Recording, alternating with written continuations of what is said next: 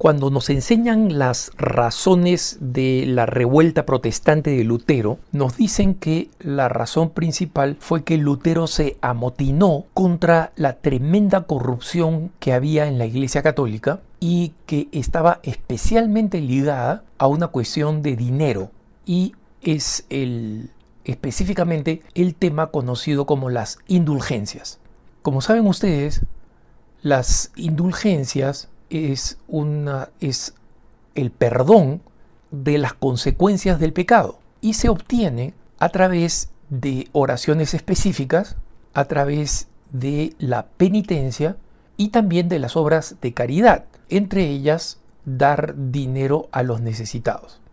La historia dice que múltiples obispos en ese momento de la Reforma Protestante o de la Revuelta Protestante, incluyendo el mismo Papa que quería construir y completar la gran Basílica de San Pedro, comenzó a ofrecer numerosas indulgencias que podían ser adquiridas con dinero.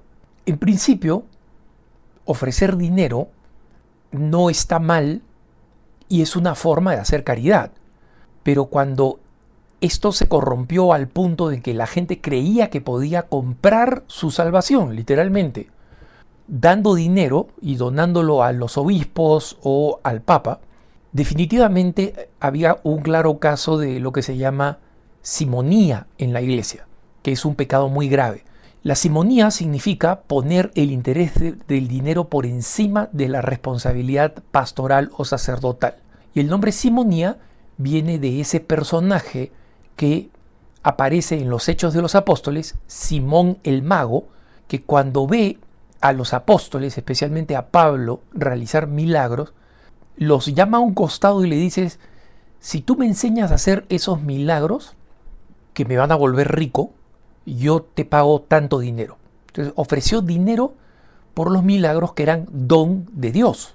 Y desde entonces esta pretensión de ofrecer los dones sacerdotales y abusar de la potestad sacerdotal para hacer dinero es conocido con el nombre de simonía.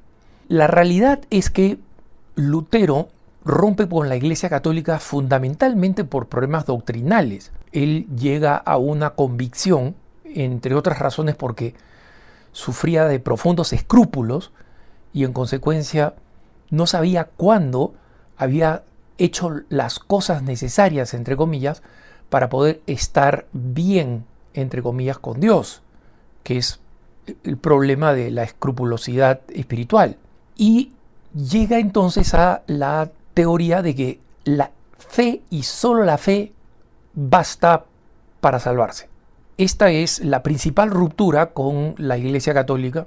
Él pone varias exigencias más, la creencia en la sola escritura y obviamente distintos casos de corrupción en la Iglesia en ese momento, corrupción real, entre ellas el tema de las indulgencias y la venta de indulgencias, contribuyeron al tremendo disgusto con la Iglesia Católica, especialmente en la región de Alemania, y llevó a que un número importante de personas siguieran a Lutero, creando la gran fractura cristiana en Occidente y el surgimiento del protestantismo. Entonces, uno, es verdad que hubo un proceso de corrupción, de simonía, con el tema de las indulgencias. Dos, esa no fue la razón principal por la que Lutero rompió con el Vaticano y con la Iglesia Católica. Fue un tema doctrinal y de resistencia a aceptar que existía una autoridad superior a él en temas doctrinales. Y tres, el problema de la corrupción en la Iglesia facilitó que mucha gente sintiera que el protestantismo, el luteranismo, era una revolución que iba a purificar a la Iglesia Católica, en vez de terminar convirtiéndose en una herejía que terminaría rompiendo con la Iglesia Católica. Toda esta explicación viene a propósito del hecho de si existe una relación entre el dinero y la salvación.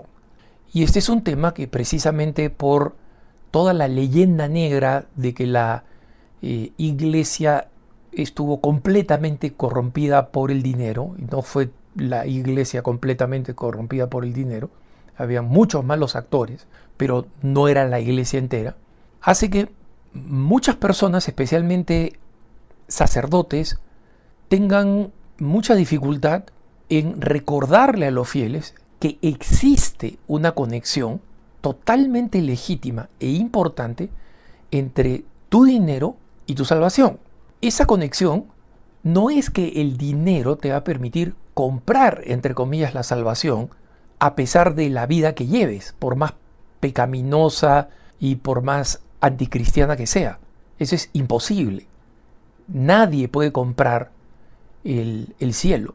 Y un sacerdote que promete que va a obtenerte la salvación, a darte una bendición especial a cambio de una donación generosa para liberarte, digamos, de tus pecados, sin el dolor de corazón, el propósito de no pecar y la confesión de boca, está cometiendo simonía y te está engañando. Pero la iglesia necesita sustentarse.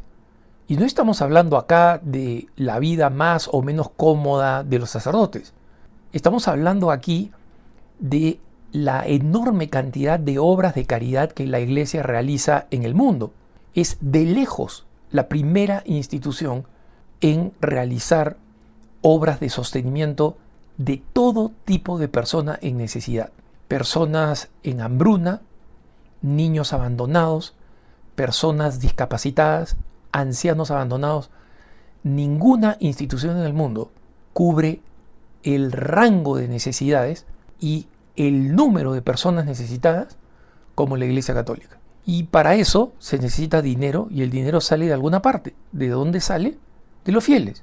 Y aunque nosotros, a diferencia de los protestantes, no imponemos el diezmo, es decir, el 10% de las ganancias como parte de la contribución a la iglesia, que dicho sea de paso tiene tradición bíblica, nosotros sí tenemos que crecer, especialmente en América Latina, en la conciencia de que nuestra iglesia tiene que ser sostenida para todo lo que la iglesia realiza, desde cambiar los focos, pintar la pared de la parroquia, mejorar la apariencia de la parroquia para que la liturgia pueda ser celebrada con dignidad, asegurarse que la parroquia cuenta con todos los paramentos litúrgicos, las vestimentas propias de cada tiempo litúrgico, los objetos sagrados que se utilizan para la celebración de la misa, con la dignidad suficiente.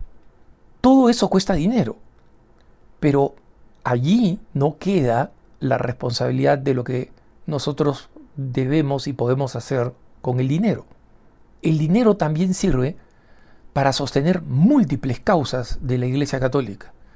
Contribuir con la Iglesia Católica no significa necesariamente o exclusivamente contribuir con nuestra parroquia, aunque todo católico debería contribuir con su parroquia, salvo que su parroquia esté administrada por alguien que hace más daño que bien. En ese caso es legítimo y moral retener la contribución y considerar mudarse de parroquia. Pero la parroquia debería ser una beneficiaria de nuestra ayuda, y también cualquiera de las múltiples caridades católicas, desde las organizaciones católicas que luchan para defender la vida, la familia y la libertad religiosa, porque están luchando por ti y por mí, por tu familia, por la mía, por nuestra libertad de poder ejercer nuestra religión, que cada vez más quiere ser recortada por la corriente antirreligiosa que impera en el mundo secular y que crece día a día en todos nuestros países. Hasta una congregación de religiosas que tú ves que realizan un apostolado fecundo, importante dentro de la iglesia, que tiene vocaciones, o que tiene religiosas muy ancianas que dieron toda su vida gratuitamente a servir a la iglesia y ahora necesitan ser sustentadas en la parte final de su vida terrenal. Pero la contribución del dinero es parte del camino de salvación. Y muchas personas dicen, es que yo no tengo lo suficiente. Nadie está estableciendo la cantidad que tú debes dar. Recordemos que Jesús pone como ejemplo de generosidad a la pobre viuda que da algunos centavos. ¿Pero por qué la pone como ejemplo? Porque da todo lo que tenía, no lo que le sobraba. Entonces, muchas veces cuando decimos, yo no puedo, no me alcanza el dinero, revisemos si es que dentro de mi presupuesto existe una cantidad significativa de gastos frívolos, comer en restaurantes y gastar en entretenimiento que no necesito, pagar por cosas que no necesito, más ropa de la que voy a poder usar.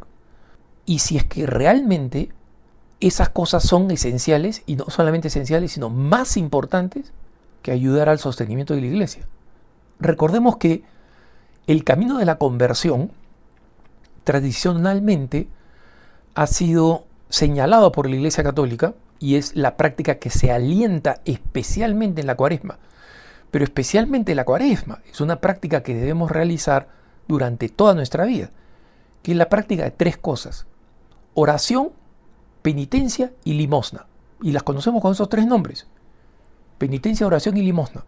Y un católico las tiene que tener memorizado. Y la penitencia es aceptar las dificultades cotidianas, ofreciéndolas al Señor. La oración se entiende perfectamente, sin comunicación frecuente, sin la amistad con Dios, no hay fuente de gracia habitual. Y la limosna significa contribuir de lo que yo tengo, aunque sea poco, con aquellos que tienen menos o que necesitan más. Entonces, es verdad que resulta espinoso para muchos hablar de la relación entre el dinero y la salvación, porque una vez más puede pensarse que lo que se pide es que la gente trate de comprar, entre comillas, su salvación con el dinero. No, pero la generosidad material es una de las prácticas esenciales, no solamente por la importancia material que tiene para hacer bien a personas que lo necesitan, sino más importante todavía para ti y para cada cristiano, es que demuestra tu apertura y tu generosidad, que es signo de tu conversión. No puede haber una persona que diga, yo soy un buen católico, soy un católico practicante, soy un católico comprometido, y que sea un roñoso tacaño que no dona nada. Eso simplemente no es verdad. Esa roñosería, esa tacañería, es el signo de que la conversión es solamente aparente. Porque toda conversión viene con generosidad. Y cualquier persona que inmediatamente piensa defensivamente, pero es que yo tengo todas estas necesidades. Si tú en conciencia crees que tienes múltiples necesidades y que no tienes nada para contribuir con la iglesia, si tú en conciencia lo crees, entonces puedes estar en paz, sabiendo que el Señor es el que al final va a juzgar objetivamente si de verdad tu incapacidad, entre comillas, de contribuir con la iglesia era una incapacidad real o era que simplemente tú tenías cualquier tipo de prioridad por encima de las necesidades de la iglesia. Entonces, la razón por la que hago esta reflexión, hermanos, es doble. Una, porque recientemente vi en Twitter a un sacerdote que en Estados Unidos pedía ayuda para su parroquia. Y la reacción de muchas personas que ni siquiera conocían al sacerdote, ni siquiera conocían la necesidad de la parroquia es, ahí están los sacerdotes siempre pidiendo dinero, ¿no? Primero, no es verdad que los sacerdotes siempre se están pidiendo dinero. Lo que pasa es que cada vez que piden dinero, tú estás a la defensiva y te molesta. Entonces, conviertes eso en siempre piden dinero. Y en segundo lugar, si los sacerdotes piden dinero con frecuencia, puede ser que estén actuando mal. Pero ¿no podría ser también que es porque necesitan ese dinero? ¿No te has preguntado eso?